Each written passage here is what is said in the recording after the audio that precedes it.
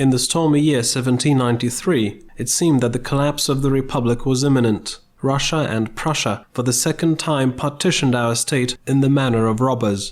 The Russians took Kiev, Podol and Minsk. The Prussians got Gdańsk, Toruń and Poznan.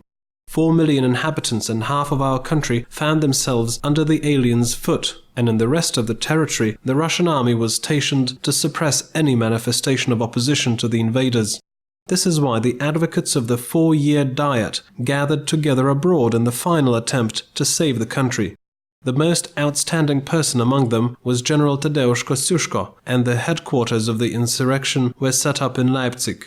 We Lithuanians, too, made preparations for the insurrection and elected Jokūbas Jasinskis as our leader.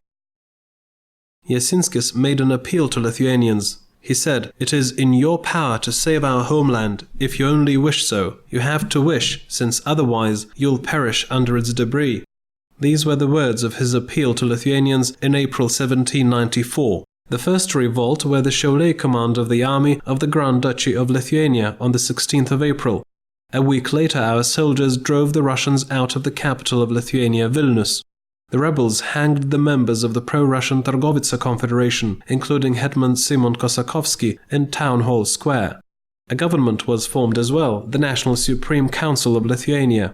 Peasants were also accepted into the army, and in accordance with the Polanets Act promulgated in Poland, they were pardoned from performing their mandatory services. Eventually, Poles started resenting the two independent actions of the Lithuanian insurgents. They thought Lithuania might drift away from the single Polish state created in the 4-year Diet. That is why they recalled Jokūbas Jasinskis to Poland and revoked the National Supreme Council. While the insurgents were busy sorting out their relations, they were attacked by the armies of 3 states, Russia, Prussia and Austria. France, which had promised to provide assistance as well, was more interested in its own wars. In July, the Russian army attacked Vilnius and after a month of bloody battles took the city. The fights in Lithuania lasted until October, but in the end we failed to hold out against the onslaught of Muscovite army. In November 1794, Warsaw surrendered as well, and Jokūbas Jasinskis was killed in its defense. The insurrection was defeated and the remnants of the republic, like a cake, were partitioned for the 3rd time. The major part of Lithuania went to Russia. Nearly 2 decades went by before we had a chance to get rid of the hateful Tsarist yoke. It happened in 1812, during the French-Russian War. After invading Lithuania, Napoleon declared the restoration of the Grand Duchy of Lithuania. Our joy was in vain, however. These words were only a pretext to conscript the Lithuanian soldiers to serve in the French army. Lured by doubtful military valor or conscripted by force, many of them were killed in the battles deep in Russia, like the major part of the Napoleon's army. Thus this war brought nothing good to Lithuania, because soon we found ourselves in the claws of the Russian Empire again. Only students still refused to give up and tried to oppose the Tsarist authorities by setting up clandestine organizations and Masonic lodges. The most famous among them were the Shubravtsus, Filmas and Filaret societies. They were all eventually detected by the Russians and destroyed. We took to arms again in 1831, induced by the insurrection which flared up in Poland at the end of 1830. This is what the anxious Russian governor wrote to the Tsar. The mutiny commenced in Raseiniai. Having gathered a squad of armed peasants, some villains succeeded in overthrowing the lawful authorities from the provisional Polish government and stir up not only in Raseiniai but the neighboring counties as well." Unquote. Soon the number of insurgents grew to about 30,000. True, the majority of them were ill-armed peasants, which allowed the Russian army to retain Kaunas and Vilnius. But here we were assisted by well-armed Polish insurgents, led by 2 generals, Antanas Gelgaudas and Dezyder Chlapowski. Already in May, Russians were driven out of Samogitia and Kaunas, and in June the rebels attacked Vilnius. The victory seemed at hand. All day explosions of cannonballs were heard in the Paneriai hills. A bloody battle ensued. However, Russians who had more cannons won it.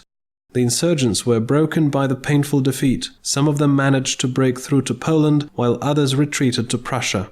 The Tsarist authorities took cruel revenge on the insurrection. They closed many Lithuanian churches and monasteries. In 1832, the same fate befell Vilnius University, whose students had fought en masse on the insurrectionist side. The country, however, refused to settle down, and in 6 years, in 1838, the Tsarist authorities uncovered the conspiracy which was organized by Simonas Konarskis. In 1849, the insurrection which was planned by the Lithuanian Union for the Brotherhood of Youth was destroyed. In 1861, it became increasingly clear that the new insurrection is imminent. This time, it was planned by two movements. The insurgents, who called themselves Reds, planned not only to liberate themselves from the Tsarist regime, but also to even out the citizens' rights and give land to peasants. Another faction, calling themselves the Whites, were mainly landed gentry. They were led by Jokūbas Geišturas and had no plans to address the peasant issue. The insurrection started in January 1863, but this time the insurgents failed to take the whole territory of Lithuania. It was hard for the Lithuanian peasants, armed mainly with straightened scythes, to fight the regular Russian army. In an attempt to break through to the Baltic seaside, where they expected to get the weapons being transported by sea from England, the insurgents entered into a battle near Biržai with the Russian troops. The Tsarist army managed to break the lines of the Lithuanians only in 2 days. In this battle, the insurgents lost one of their commanders, Zigmantas Sierakauskas. Having lost in the open battle, the insurgents chose guerrilla war tactics. Platoons led by priest Antanas Mackevičius and Boleslavas Jablonovskis distinguished themselves in this endeavor. Nevertheless, in the second half of 1863, the insurrection weakened and was finally suppressed in 1864. The Governor-General of Vilnius, Mikhail Muravyov, whom people dubbed the Hangman, demonstrated exceptional cruelty in the suppression of the insurrection. The leaders of the Reds faction, Konstantinas Kalinauskas and Antanas Mackevičius, were hanged by his decree. Many insurgents were given death sentences or deported to Siberia. More than that, the Russians decided to obliterate the very Lithuanian language. They banned Lithuanian publications in Latin print. Thus, the struggle for the right to read in Lithuanian, which lasted for some decades, began.